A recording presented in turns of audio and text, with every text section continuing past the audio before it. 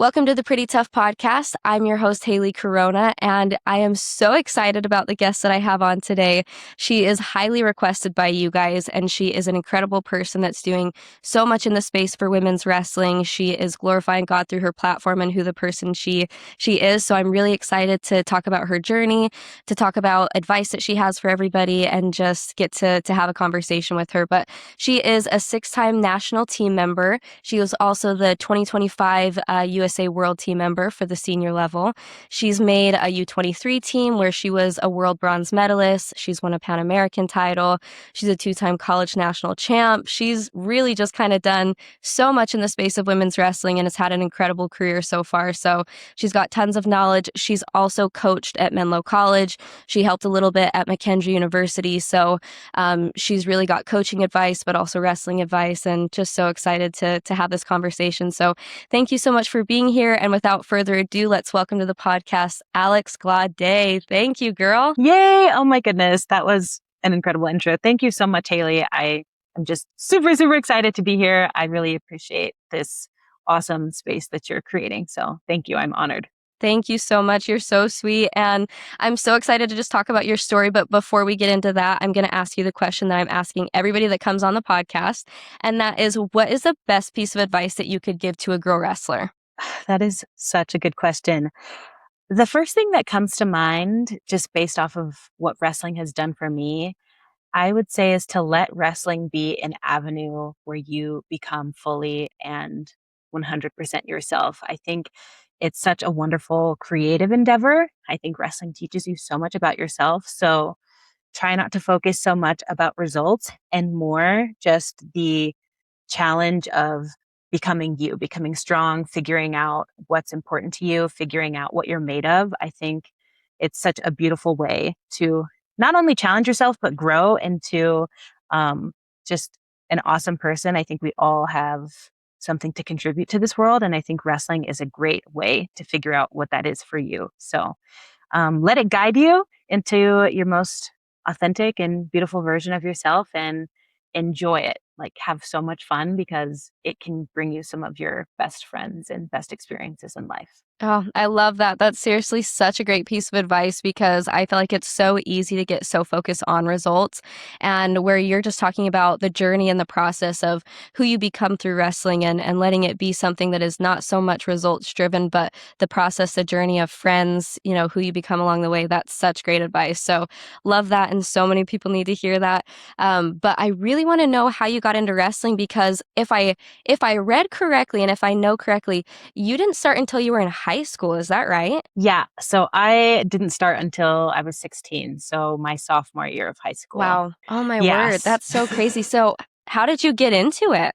It's a pretty funny story. And I definitely think it was 100% God's providence for my life, especially because I wouldn't have chosen wrestling. I didn't know much about it. So I was a band geek. I played the clarinet, and two That's of awesome. my girlfriends. Yeah. I miss it. But thanks to my two friends in band, they were on the wrestling team. They were two girls, and they were actively recruiting me to join wrestling. But at the time I was playing basketball, and you've seen me in person. You know, I'm not very tall, but I had hoop dreams. So anyways, I told them, if I get cut from basketball, I will join wrestling. But I didn't think that was going to happen. And I kid you not, it happened the next day. Oh my gosh. I kept my word, and yeah, I've been wrestling ever since. Wow, that's incredible. It's so crazy how God places people in our life in such mysterious ways, of just like, who would have thought that, girls in your band class would be like, hey, if you don't make the basketball team, you're going to come wrestle with us. And that, that was how it lined up. So that's super incredible. And then tell me about your process of just like what that was like joining a wrestling team. Was it a full girls team? And just, your experience into this sport that you had no idea about. Yeah, I would say it was a pretty unique experience in that I'm from California, and there is a pretty strong girls wrestling community there. There's a high participation. But the school I went to, our program was joined. So it was JV, boys varsity, and the girls. So it was one big team. In some ways, we were just a team of misfits. Like, we weren't really known for our wrestling endeavors. But anyways, it was cool in that way, but it was also very intimidating at first. I mean, it's wrestling, it was hard, and I had never been pushed physically like that before.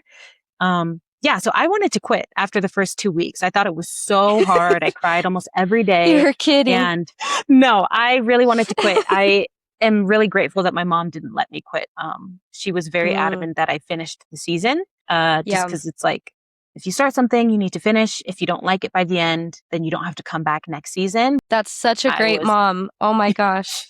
I I love thank her that. every day. Yeah, seriously, because there's actually so many parents, like from coaching girls wrestling at the high school level, that I wish were more adamant, like, hey, if you start this, like, you got to see it through.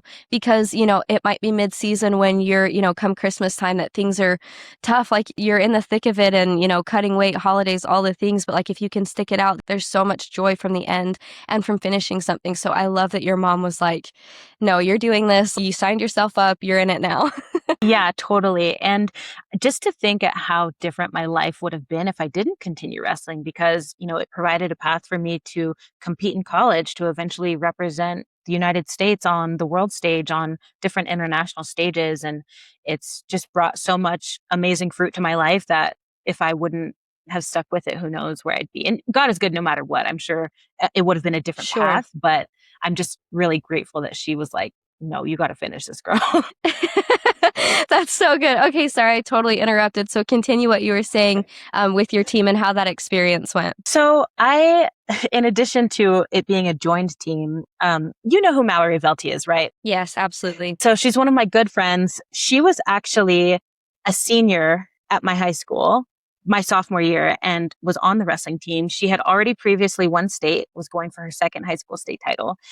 So I got Oh, wow. to kind of follow in her footsteps in some way and get beat up by her every day because she was so good. And it was so hard, but I'm really grateful that I had someone like her on the team because I just didn't know that much. So to see her go off and wrestle in college, it was like, whoa, I could wrestle in college Mm, someday. I didn't know that was a possibility. And following her journey as I continued through high school, it was just this constant unfolding of not just myself, but these endless opportunities that I wouldn't have otherwise known of. So it was right. hard, but it was fun. It was challenging, and I was learning so much about myself in that process. And the other thing I would add is come junior year, we got a new coach who was a woman from Canada. She actually represented Team Canada when she was competing. She was also my Oh, French wow. teacher, but we're still No super way. locked into this day. Yeah, her name's Stephanie Howren West. I'm forever grateful for her because she also just helped me with the transition to college. She taught me so much about freestyle. She just taught me so much, in having a strong female lead that early in my wrestling career Mm. completely, changed my perception of what is considered a male dominated sport. But having someone like her, and she was the coach for all three teams. So to see her lead our Whoa. men's team to one of their most successful seasons as well, and doing it in Holy. a very feminine fashion, it was extremely empowering. Oh my gosh, that's incredible. What an amazing mentor to have in your life and to have, somebody like that to be able to guide your team, and how incredible for her to be able to lead not only a women's team but a men's team too. Like that is some major girl power there. So incredible. I love to hear that. And that's such a crazy story of just, how God placed so many wonderful people in your life like Mallory and like that coach to help you to see that there was a bigger picture to what you were doing than just, like this is just a random high school sport. So I love that. And I want to know how you got McKendree introduced to you, because that's where you ended up going to college, and how I met you because you were, I believe, were you a grad assistant when I was at McKendree? Not necessarily. It was kind of that weird COVID year. So I had already Oh, graduated, yeah. but Olympic trials was postponed a year and I wasn't sure where to continue training. So I just Right. came back another year and stayed. And so I helped out and I was training, but I wasn't in grad school necessarily. Got it. Okay. Yes. But you were totally like a coach for me for that year, which was so fun to get to work with you in that aspect. But circling back, how did McKendree get introduced to you, and how did that process kind of happen? Yeah. So gosh, the landscape is so much different now than it was back then. But I actually met Sam along with a bunch of other college coaches my junior year at the California State Tournament. So I'm sure a lot of coaches now still go to the state tournaments, but that was my first real look at recruitment. So I made contact with him and some other coaches and just stayed in touch over email. Come senior year, it was time to make a decision. And at the time, we didn't have the means for me to go visit a bunch of schools. So a lot of my research came from the phone, talking to other women on the team. And fortunately, my coach, she knew a lot about the landscape and knew the questions I should be asking. So she did a lot of the back and forth for me as well. But That's ultimately, so what it came nice. down to, yeah, I couldn't have navigated that without her. So having her help, praying over it, trying to consider which schools had what I wanted to study, because that was also important. I didn't want to just pick a school only for wrestling. But additionally, it was kind of the vibe I got from the coaches. I felt like I had a connection with Sam. We kind of connected over faith, and that was really important to me. And then Right. McKendree was doing really well at the time. It was only in its third year as a program. So to see their upwards Wow. trajectory kind of gave me a little bit of an inkling that I might be able to succeed there and be able to compete and grow. So yeah, Mm. it was a big leap of faith though, because I didn't see the campus and Wow. that was a little hard, but I really wanted to get better at wrestling and it seemed like McKendree was where I could do that. Right. Oh my gosh, I love that. And that's so amazing that you're able to number one, put in the work to be able to find the right college for you, especially where you weren't able to go on all those college visits, because I think it can be deceptive with social media in these days. So you see all these girls and even guys going on all these recruitment trips and where am I gonna go? And then for you as an athlete to be like, okay, well, is it because coaches don't want me? Like, why am I not going on these trips or whatever it is? And so I love that you actually put in the footwork of, I'm going to reach out to these coaches that I have interest in. I'm going to have conversations with them. Your coach helped you out. You had a great resource to help you. So that's seriously so awesome that you were able to do that, and that the coaches also put in the work. Sam coming to your state tournament and reaching out to you, and that you guys were able to connect over faith, which obviously was a really important part of your life. And so that was, I'm sure, some of the reason that you decided to go, to McKendree. But I'm also curious how, from starting in high school, did you have a lot of success off of the bat? And what was that kind of like? Did Sam know that you were going to be, this dominant person, or how did that happen? That's that's so funny and interesting. There's a lot of pieces to this puzzle. So, going into college, yeah, I only had 3 seasons under my belt. I only went to Fargo once. I went to women's nationals. It was called Body Bar back then. Once before going to college, or maybe it was twice. I don't quite remember. I know Fargo was only once, but I didn't have that much total experience of wrestling, let alone freestyle. But something I remember Sam explaining with his recruiting process back then was like not always going after the number ones. And I think that was evident with our team. It was people wrestling on the backside, people who were eager and willing to learn. Good grades was a Right. value. These are all things now that as a coach, I'm starting to learn. So I'm sure there was something he saw in me being a late starter. At least I Right, think. right. I don't know. You have to ask him. But I think there was some fight in me. I mean, I made it to the state finals my junior year, which was only my second year wrestling. Wow. That's So I incredible. think there was like, oh, okay, maybe she can learn. Maybe she can wrestle if she just, gets a little bit more experience. So Right. Yeah, absolutely. yeah. So there was that. But I did not have a lot of success right away. Freshman year of college felt like my first year wrestling all over again. It was so hard. Mm, There were so many good women in that room. I was getting beat up every day. yeah. I didn't know parterre very well. It was just felt like a crash course of wrestling once again. So it was tough. And then being, Mm, 2,000 miles away from home, you add in that element of things.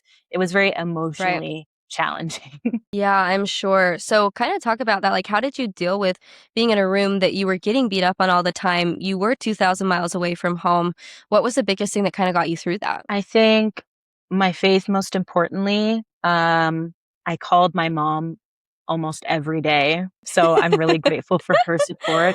I think also developing really solid friendships on the team was helpful in realizing that I wasn't alone. I think that's one of the best things that team sports can bring is all of us were away from home and all of us were going through this Right. together. So in that way, we kind of have this pre-built community and you have this group of friends to choose from already that you're just, I guess, thrown together in this mix. So in that way, I think that was Yeah. really helpful, but it was hard. And I think in some ways wrestling did give me some structure and like, I can't procrastinate everything. I have to go to class at this time, practices at this time. I need to, it was a lot, but I think I could see God working through it. And I, even Hmm. though I didn't always know what was happening, I knew that there was something to learn there and that I was being shaped in some way. Right. Yeah, that's so awesome. And I love that you pointed out that your wrestling team really is just kind of like, a friend group and a family that is kind of thrust upon you that you automatically get. And so being able to just,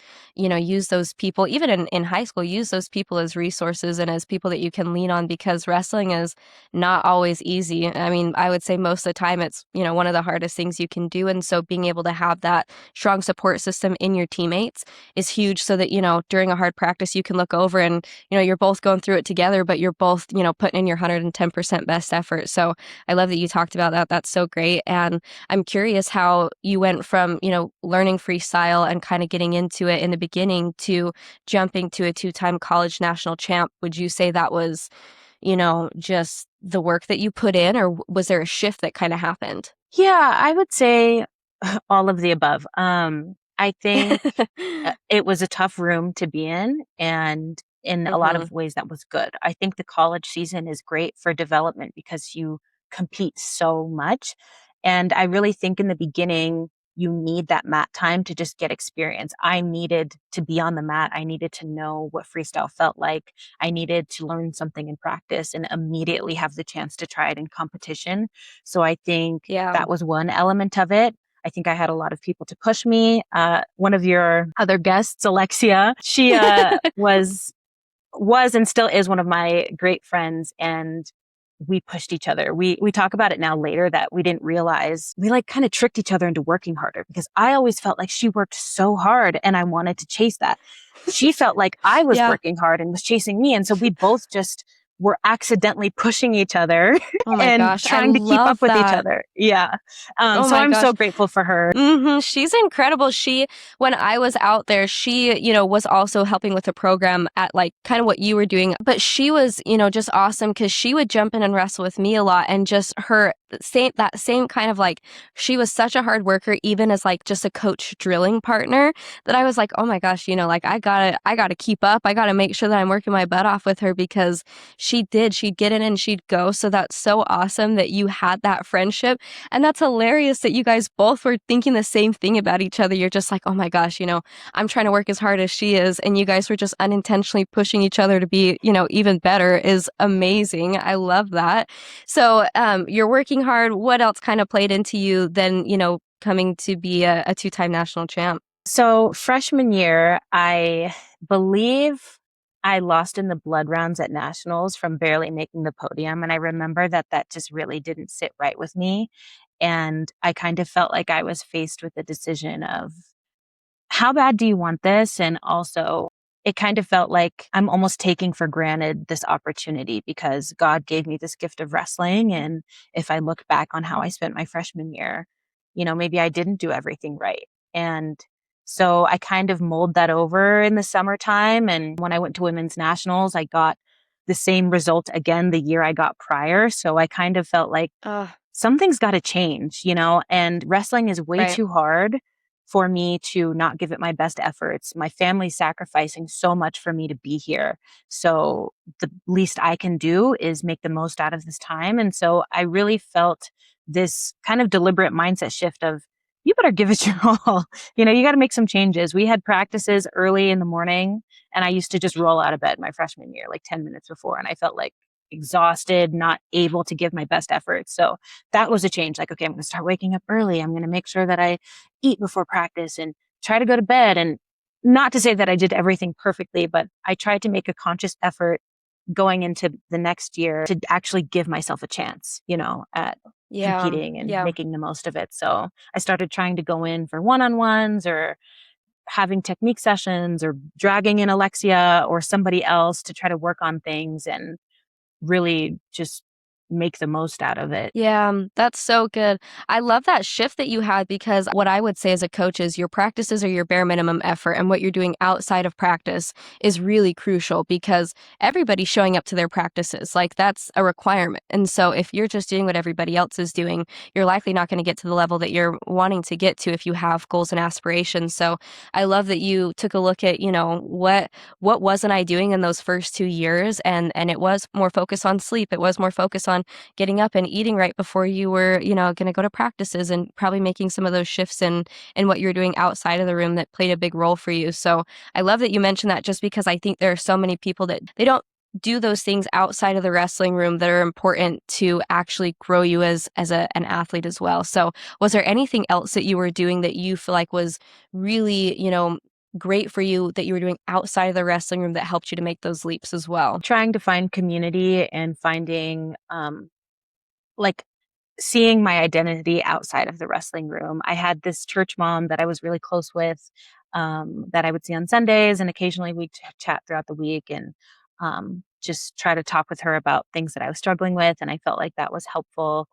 I love Just trying to that. make friends outside of the wrestling room. But I also tried to let wrestling become a way for me to really glorify God. And I didn't always do it perfectly, but I started to ruminated on this idea that, nothing that I surrender to God is wasted. So in these hard practices, in these really deep challenges that I'm facing, I can let that be a prayer and let this be a place where I grow spiritually. And I think that really helped me a lot.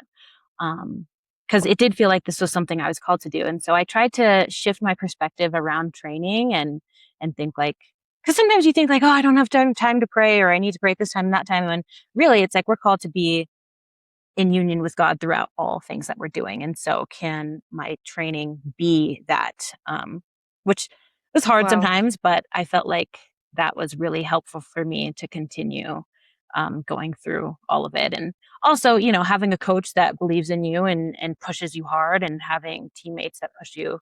Um, so yeah, hopefully that answers your question.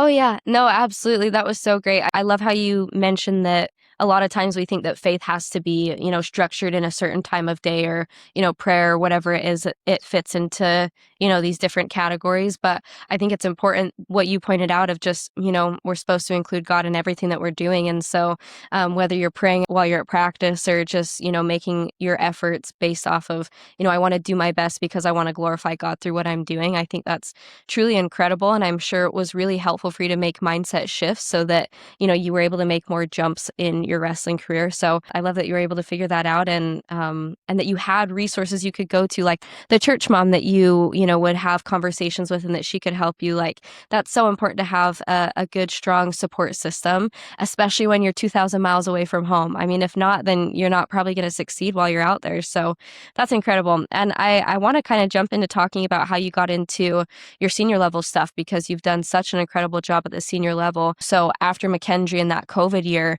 where did you go from there so that you could start training for senior level stuff? So I fortunately was able to start the senior level while I was still in college. Hmm. And that was pretty cool. So my first look at that, I made the junior world team in 2017. So while I was still at Okay. McKendree, and once you Wow. make an age group world team, you get invited to the Olympic Training Center. And so I was able to start going out for camps and getting to train with some of the senior level athletes. Same thing after making the U23 world team. Now you have exposure to the national team coaches, and now you have all these other coaches who can help build you up. And then Right. I believe it was 2019 that I made Final X for the first time. And so that put me on the senior national team. And that would have been my senior year of college, my first Oh, senior year, wow. because I did 5 years.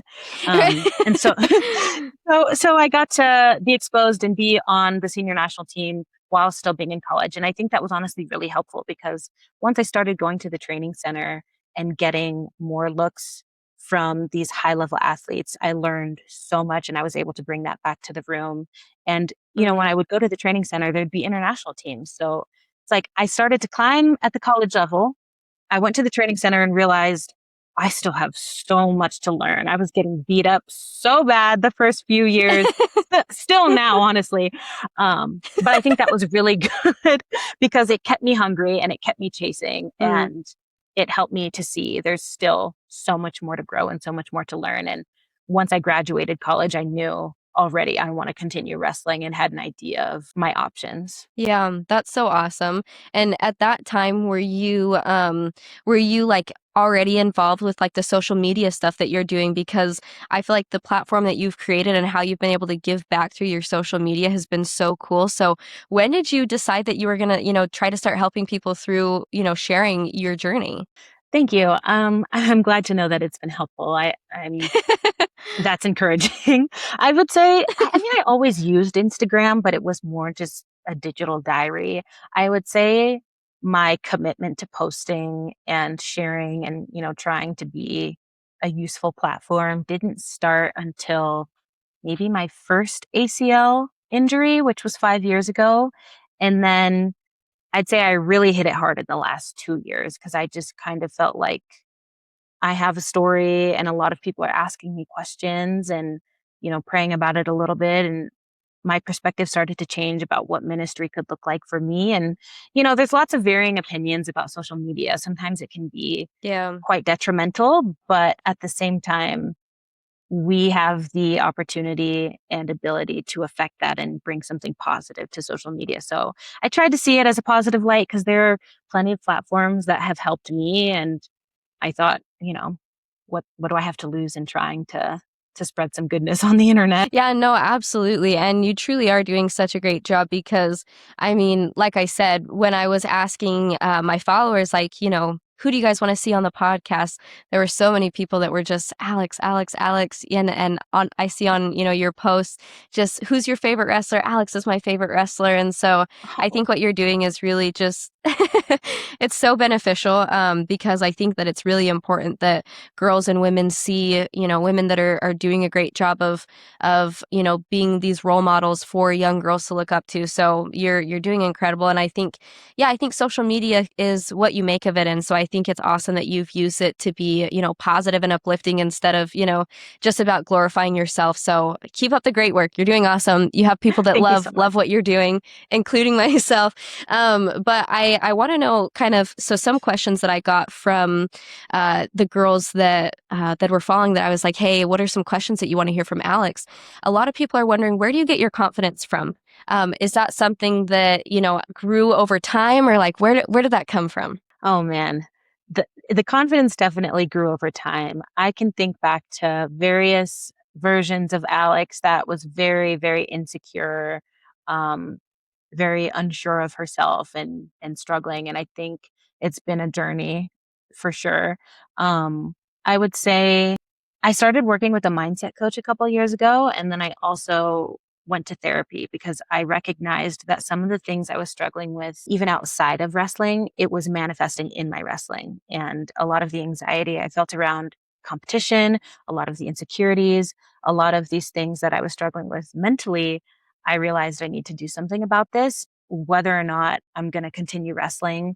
Um, I'm not able to step into a full version of myself when I have, childhood trauma that I'm still unpacking that's weighing on me, and it's Mm. showing up in my relationships and how I communicate. And I kind of think I really came face to face with this with my first ACL injury. I think that was extremely heartbreaking. And that felt like an opportunity where God was really reorienting me and kind of gave me the chance to really look at myself and what was important to me, what were my values, how was I living. And through that process, I think I started to invite him in a new way and try to heal and try to reorient my identity. Because while, yes, I've wanted wrestling to be a way that I glorified God, I've had plenty of times where it was about me, where I'm thinking that I'm glorifying God, but I'm still holding tightly to what I want. Like, hey, God, this is for you. But if I don't get what I want, I'm going to be pretty upset. And so I Yeah. think there was a lot of humility in that comeback. There were lots of periods where I wanted to quit wrestling. And I think I had to be willing to surrender what I thought I wanted and be willing to heal and grow and be changed from the inside out, if that makes sense. So Yeah, absolutely. I think my confidence now just comes from knowing that I have a purpose that is not tied to outcome, and just continuing to show up and be willing to step out in faith and let my life be an example in some ways, good and bad. And that I also have nothing to lose. Like, I know now that whether I win, whether I lose, whether I wrestle, whether I retire, that I still have purpose and identity and something to contribute. And so that in a lot of ways has set me free in the way that I compete. And that this is something that I get to do. I get to enjoy it. I get to travel. I get to impact communities. Like, that's so incredible. So yeah, I think I draw my confidence from that and just trying to live a life of purpose that has nothing to do with results. And that gives me confidence. But I still struggle. I wouldn't say I have it all figured out. Sure. I mean, I think everybody probably, it's a continual walk of trying to figure out, sometimes you're really great at, being confident. There are probably seasons of your life where it's harder to be confident. Like for myself, having a baby about a year and a half ago, it forces you to have to remember that your value and your worth is not rooted in your appearance, because you carry a baby and you're pregnant, and then postpartum your body just doesn't quite look the same. And so I totally have been able to try and realign my thoughts with my worth is not equivalent to what I look like or my accomplishments, or it's a different season of life. And so like you said, I think you've been great at times of being super confident, and probably at other times you'll have to go back to that and figure out how to be confident again. And so I think that it's important that people know it's not, it's not a, you hit it and then you're like confident for the rest of your life. And that's with most things. I think it's just something that it's a constant wrestle with, to go back and forth. But you mentioned that you went to some therapy, you did some, some stuff to help you with your childhood trauma. And if you're willing to share, I'd love to kind of know about what are some things that you were able to overcome to help, that you've dealt with in your past, I guess. Yeah. So when I was 7, my dad was killed, and that was probably my first real traumatic event that I remember. Wow. And I'm that so sorry. completely, thank you. Yeah, it was hard, and I still, I'm 29 now and I still miss him a lot and wish he was here. Oh, I'm sure. So Yeah. that was really hard. Um, that completely changed my perception of the world and what was possible. I think in a lot of ways I had this fear of abandonment growing up, and I had a fear that Mm, my life, like that I just had no control over things. And so that was something yeah. that I carried into high school, into college, and I felt very vulnerable. Like I'm not, yeah, like I just have no control over what happens to me because my dad was here one day and then he was violently taken the next. So that was a concept that Wow. is a bit challenging to deal with as a child. And then as you grow up and you learn things, you continue to reprocess stuff. Eventually my mom, got married. I have a stepdad now. I had 3 younger siblings, and navigating Mm, those relationships, going through puberty, I changed schools a lot. So there were lots of different things throughout my developmental years that it made it challenging for me. And that's kind of where a lot of my insecurities came from, and my lack of sure. confidence. And so that was part of what I realized I needed to work through as an adult, especially being in a long term relationship. I'm married now. And I think in some of my conversations with my husband, I realized, like, man, I could communicate so much better and I just don't know how to. And I think that was a motivator for me because I'm with this man that I love so much and we want to have this healthy marriage. And so I think that was Hmm. also something that pushed me to go to therapy. It was like, I could do better and I need help figuring out how to do better. Yeah, yeah. That's so good. I love that. And I love that. Thank you for being willing to share those things. That's, I can't imagine having to walk through what you've walked through. And so I appreciate you being, vulnerable and willing to share that with everybody. And um, for you to be able to go through that trauma and still, be the person that you are is incredible, because I know that there are probably people that have gone through that sort of thing and, maybe didn't go a good direction with their life. And so I think it's incredible that you were able to take that trauma and, that heartbreak and continue to, praise God and continue to live your life in a way that, you're a light to others. So thank you for being who you are and for doing, such wonderful things. But I love that you talk about, you wanted to be better. And I love that you talk about your marriage, because you're married, and that's amazing. And his name's David, right? I believe his name's David. Yes. Yeah. David, and so you guys got married. When did you guys get married? We got married October 23rd of 2021. So in Okay, that that's COVID awesome. year. So okay, COVID year, COVID. Oh, good old COVID. So after you guys got married, what did life look like for you guys? Did you stay in Illinois or did you move back to California? What kind of happened from there? Yeah, lots of transitions that year. That was a really big year for us. So after the Olympic trials of 2021, I moved to Oregon to continue training at the Beaver Dam RTC based out of Oregon State. And eventually, a couple months later, David moved to Oregon as well because we both were living in Illinois at the time when he was working. But I wanted to continue training. So I moved, he moved eventually. We're planning this wedding. I tore my ACL at a training camp. It was Oh, so many variables. That 2021 was a crazy year because April trials, I took fourth at that trials. I was bummed. Then I was able to go to Pan Am's. I won Pan Am's. June, I go to a training camp for the Olympians. I tear my ACL. I had surgery in August, and then we got married in oh my October. gosh. So it was a Holy lot. cow. That is a year. Oh my word. That is so Yeah. crazy. So, okay, so you have torn your ACL now. Is that 3 times then that you've torn your ACL, a Twice. total of 3 times? Twice. Twice, Okay, yeah. got it. So Okay. left ACL in 2021, right ACL Mm-hmm. here.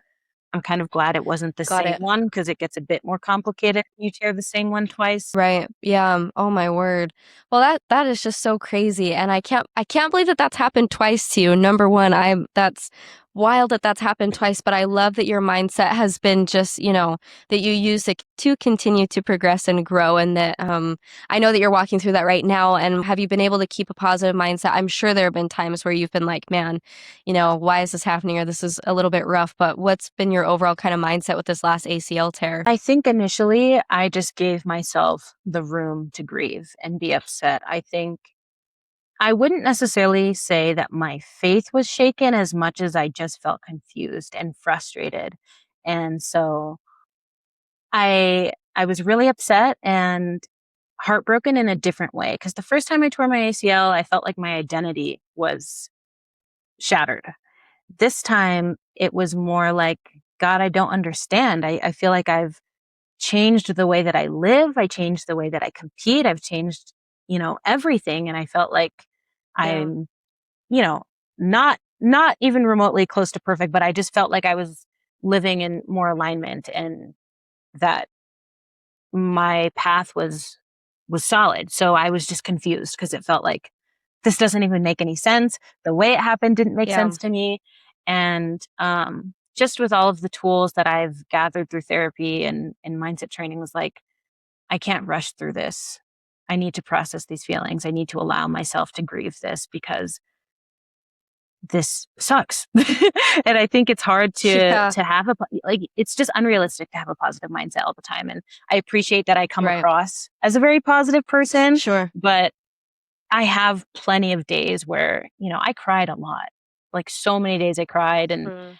um but I think that I'm not afraid of my emotions because I know Mhm. that they're powerful and that there's a lot to learn in them and that God wants all of us, the messy parts, the happy parts, like all of it. So I tried to muddy through all the feelings and then eventually through that I started to see the opportunity for growth and just some acceptance as well that okay, remember your identity is in this and that whatever you choose to surrender, like God will redeem in one way or another. So it's kind of up to you how you want to navigate this. And so now I feel Yeah.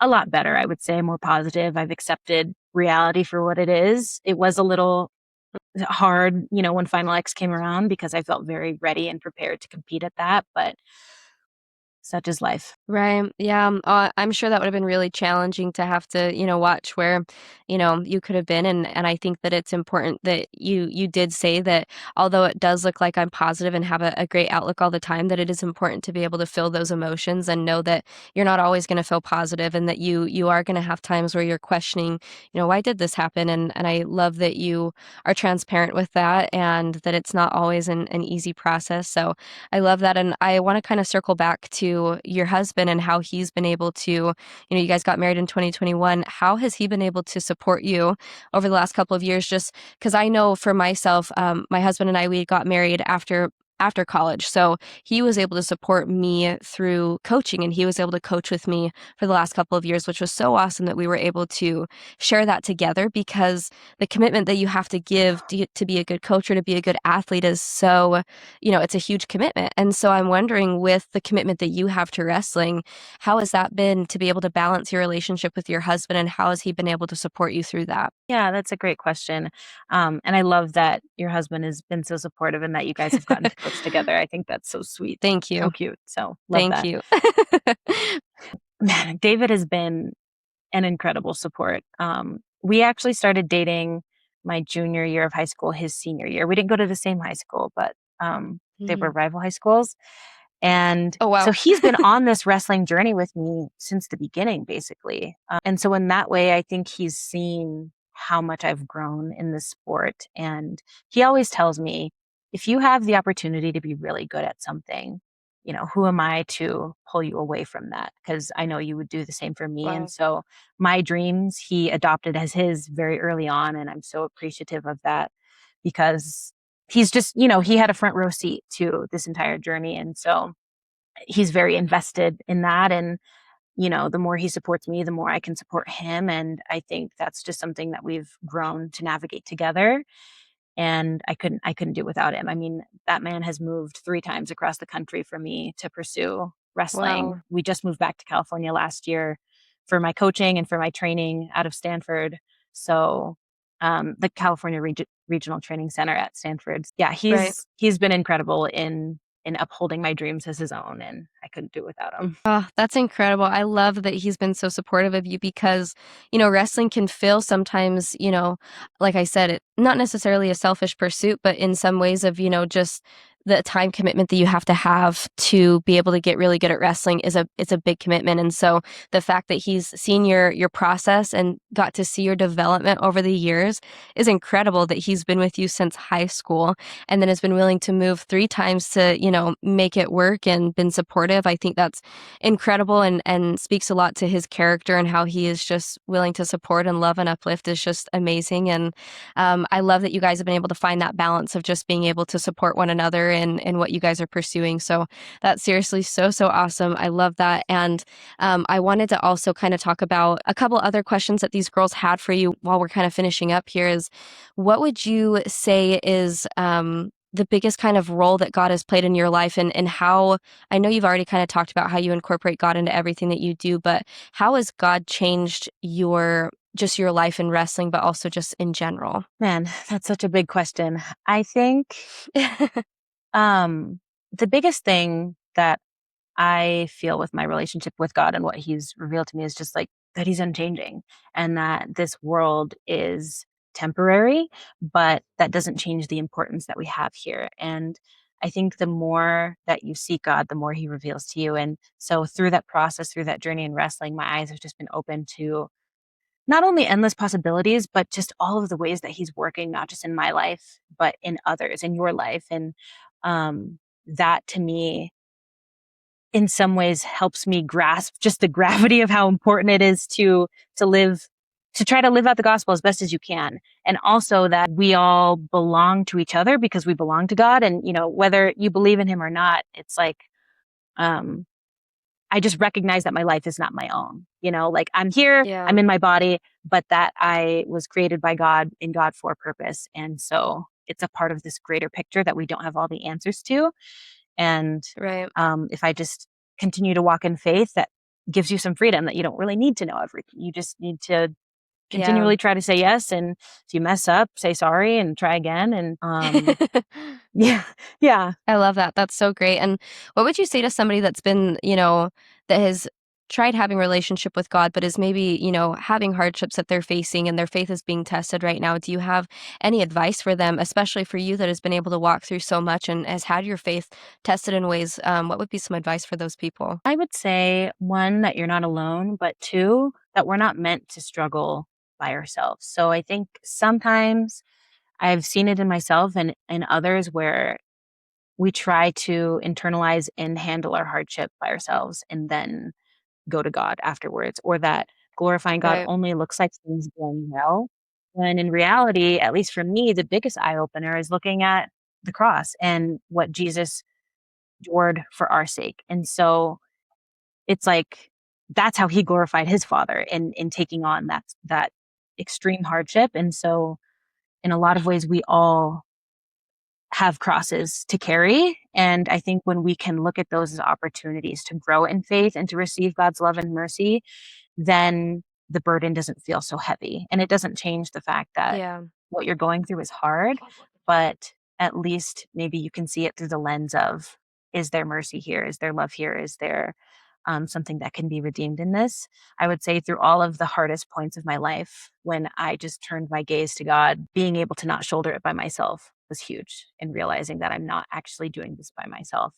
So it doesn't necessarily make it easier, but at least you can know that you're not alone and that it can serve a greater purpose if you're open to it. Yeah, I love that. That's seriously such great advice. Because yeah, I think that there can be a lot of confusion around why bad things are happening or why challenges come, certain people's direction, especially like yourself, you had mentioned that, you had changed the things you were doing. You're doing all the, quote unquote right things to be successful at wrestling. And so I love that you just mentioned that you can, always turn to God and that He's gonna be there through all of our challenges and that He's somebody that makes you feel like you're not alone through things. And so that's seriously such great advice. And I know one other question that a lot of our listeners were really curious about is how do you deal with performance anxiety? Do you deal with performance anxiety? And what would be your best kind of, tips for helping with somebody that is nervous to go out and compete and worried about results all the time? My goodness, this is such a great question. And I actually love to talk about this because I did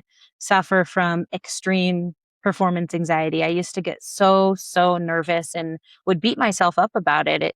It would be debilitating oftentimes where I'm shaking Mm, before going out to a match. I wow. was just so scared. And I know it probably doesn't seem like that now, and I'm grateful, but at this point I do still get nervous. I think one of the biggest things aside from getting help was recognizing that nerves are normal. And the more that you can welcome them and try to reframe your perspective around nerves, the freer you will feel because they're not going to go away. And I think when you try to suppress nerves along with any other negative emotion, it's going to resist back. Like the mind is very powerful. And so I've had to train my mind the same way that you train your body and reframing the nerves. But also, what really has helped me is journaling before competition, throughout competition, afterwards, but also getting clear about my why in wrestling. And we talked earlier about not having my identity and outcome. I think that helped me a lot because part of the nerves is not wanting to disappoint people, fear of losing, um, fear of embarrassing yourself. I think the sooner I could reconcile with all of those things as possibilities and accepting them. And if I do lose, it's not the end of the world. If I get pinned, it's not the end of the world. Like part of choosing to wrestle is being willing to accept all the risks. And I think when you can do that, then the nerves don't really hold power over you anymore because you recognize, like, Yeah. this is something I want to do. And all of the things that I count as success that have nothing to do with outcome are within my control. I try to, before every competition, set goals for myself that have nothing to do with competing. So being offensive, that's something I can control. Working for my ties, I can control that. Smiling and resetting throughout the match. That's something I can control. Like just listing out all these things that are within my control. And if I do those things and lose, I was still successful that day. And that really helps Mm. put my anxiety at peace. I love that. That's so awesome that you've been able to get all these new tactics that help you so that you're not, accepting that you are going to feel those nerves, that it is going to come. And instead of fighting against those nerves, that you're accepting those nerves and then you're reframing it. You're focusing on your goals that you have set that are your controllables. And then, you're making sure that you do that. And if you do that, then you're going to have success regardless of the result. So I love that. That's such great advice. And I know that on your website too, you have a journal, right? Don't you have a journal that people can go and download? Yes, I do. So it's called the Faith Filled Journal, and it models some of what I do before competition, along with some of my favorite Bible verses that also ease my anxiety. And it's a journal that you can use before and after competition and before and after practice. So you can do this journal every day, which is usually what I do. The questions are the same, regardless of if it's practice or competition, because you don't want to treat it too much differently. I think, you get to a competition and then now it's like this big thing. And I know a lot of people, including myself, would struggle with not wrestling the same way as in practice. So it's just a bunch of questions along with some verses that help gear your mind towards training in a way that's more spiritual, more centered around faith and self growth and not so much about winning. And I think it's been a great tool for me. So yeah, I've wanted to make that available for the other athletes because I know this is something that many people struggle with. Yeah, absolutely. That's so awesome, and I'm sure so many people could benefit from using that as a resource because I would tell my girls when I was coaching, like, "Hey, journaling is so important," and we would talk about it a lot. But then when it came down to it, when I'd ask who was actually journaling, it was maybe a quarter of them, and so it was like, man, this is a very controllable thing that you guys can do on your own time that is really going to help and benefit your wrestling. So I love that you offer this journal, and that's just on your website, which I'll link that in the podcast so girls can go and find that. I'm sure they'll be able to find it from your socials as well. But I'm curious to know, just with what you're doing, your platform, and obviously you're healing and you're recovering right now, but maybe we can just kind of wrap up with I've got some rapid fire questions at the end, but before that, if you could tell me what your plans are for the future with your platform, with what you're doing there, and also of course with your wrestling. Yeah, thank you so much. So I am in a little bit of a downtime right now, still busy doing rehab and whatnot. I've been doing my best to try to share this journey with others because ACL injuries are just so common in wrestling. And I remember the first time around feeling like I didn't see as much in the return to play for wrestling as much as other sports. So I'm really committed to sharing that. And I've also got another creative endeavor that I've started Yes. to get ready for, if you don't mind me sharing that here. Oh, of course. I'm so excited. Yes, let's hear it. So I have actually been working on a podcast myself. And so when you reached out, that made me Yay. so excited. It's something I've been Yes. sitting on for a while, as I'm sure leading up to it, you want everything to be perfect, but now kind Right. of felt like the right time, especially with this injury. So I can kind of share more. So my podcast is called Weigh-ins, and it's not Yay. just about wrestling, but obviously the name, is inspired by wrestling. And so my goal is for it to be centered around the intersection of faith, identity, sport, and culture. So yeah, you'll have to tune in. I That's plan so to good. Absolutely. roll it out soon, but Wow. yeah, that's in the works. Oh my goodness. Yeah, that's there's so many like this like what we're doing, this podcast, and how you're going to be starting a podcast. I know a couple other women that are in the works of trying to get podcasts going too in the space of women's wrestling, but in also faith and some other things. And I think it's so important because I've told other guests this, but I think there are not enough resources available for young girls in the sport to have mentorship, to have women that have helped to pave the way to be able to turn to for advice, for feedback. And the sport is growing so quickly that, it's just there are so many people at so many different levels. You've got your brand new beginners and their parents and coaches, coaches that are, just either they were parents or maybe they, were a little bit involved with wrestling that are really trying to help implement girls wrestling programs. That there's just so many different places of people that need to learn. And so I think there's just a huge space available for resources. And I'm just so appreciative of Totally. people like you that are going to be, you're going to be an incredible, you already are, but this podcast that you're doing is going to be super incredible. And I think that, people will be able to tune in and learn so much. And I think that, yeah, I don't think that there can be there can't be enough podcasts. You know what I mean? No. Like Oh there, yeah, totally. it's going to be so amazing. So I'm super excited for when you roll that out and when you get to continue with that. And I think that's so awesome that in this down season that you're able to contribute to wrestling still when you're not necessarily on the mat. So I love that, and I'm just super excited for you. So thank you for sharing that here on the podcast. That's so exciting. And Thank I you. want to end with some rapid fire questions. I was pretty excited about these ones. All right, our first one is, what's your favorite takedown? Last double. Yes, absolutely. Coffee or energy drinks? Coffee. Mm-hmm. Favorite post weigh-in meal? Okay, it's an almond butter banana sandwich with honey and ginger ale. Ginger ale. Okay, that's nice. I bet the ginger ale kind of helps with your tummy so it doesn't it's not like cramping and stuff. That's exactly why I go for it. I love that. Okay, who's one teammate who's made you better? I have so many. Mallory Velte. I love it. Okay, beach vacation or mountain vacation? Oh, that's hard. Beach. Beach. I love it. I love it. Come visit me. You can come to the beach with me. Would love to. Okay, what is always in your wrestling bag? It can just be one thing. My wrestling shoes. I love it. Okay, you got to have wrestling shoes to wrestle, so that makes sense. Okay, do you have any hidden talents? Any hidden talents? There's only one that I can think of, and my family is going to make fun of me for this. This is like a family secret. Okay. Since I was a kid, I could barefoot jump on my toes and it not hurt. Oh my gosh. I wouldn't call it a talent, but it's definitely hidden. That's so good. I love that. Barefoot jumping. That's fantastic. Okay, what's your favorite Bible verse? Just one is hard. I had written a couple down before that are my top favorite. I'm gonna stick with this one. It's Proverbs 16:3, which is commit your plans to the Lord commit your work to the Lord and your plans will be established. Oh, that's so good. I'm trying to get better at my Bible memorization too, because that's a really hard one. So that's awesome that you have your Bible verses just on the top of your head. That's great. Okay, who is one person you'd love to have dinner with? One person that I would love to have dinner with. Oh my gosh. Probably the Pope. Okay, that would be a good one. Who's one coach who impacted your life? Oh my gosh, I've had so many good coaches. I'm probably going to say Stephanie, my high school coach, junior and senior year, because we're still locked in. I'm so grateful for her. That's so awesome. I love that.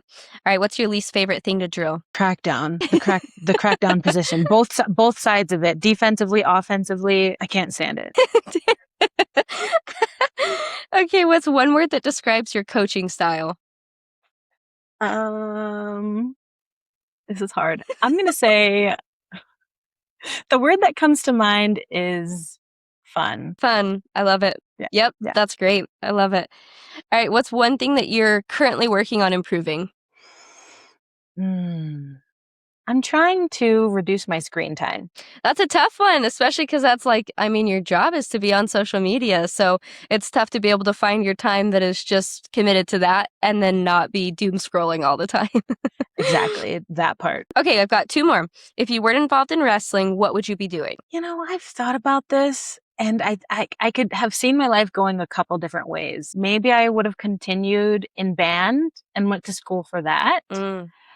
I also really love public speaking, and that's something I dabble in a little bit now. So I'd imagine I would have continued pursuing that. I love that. That's awesome. You would have been great at it.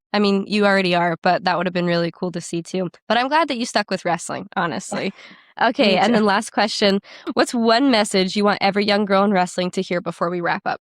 To every young girl wrestler, I would say you are so special and important. And in a world, and especially a sport that tries to put you in a box, you're not meant to be in a box. And so be unapologetically you. If you're a girly girl, be a girly girl. If you're a tomboy, be that. But the most important thing is that you are unique. You're not replaceable in my eyes because you're created with a specific purpose and something unique to you that only you can contribute. So you're needed, and grab your other girlfriends who don't wrestle and tell them that they need to wrestle. Yes, amen. I love that. That's so good. Oh my gosh. Today has been such an incredible podcast. You seriously have so much, wonderful life that you've lived and how you're sharing that with people around you and your platform and everything that you're doing is really incredible. So thank you again for being an amazing person that girls can look to and being an incredible athlete and for also being willing to come on and have this conversation with me. I'm so grateful and I'm super excited to see what you do in the future. Thank you so much, Hailey. I appreciate you so much and also love to hear your perspective on things. I'm really glad we got to chat and I'm excited to tune in to the future of your podcast because I know you've got some amazing guests coming on. So thank you for all that you're doing. Yes, thank you. I really appreciate it. And for all of our listeners, if you haven't already, go ahead and like and subscribe and share this episode with somebody that needs to hear it. Thanks and have a wonderful day.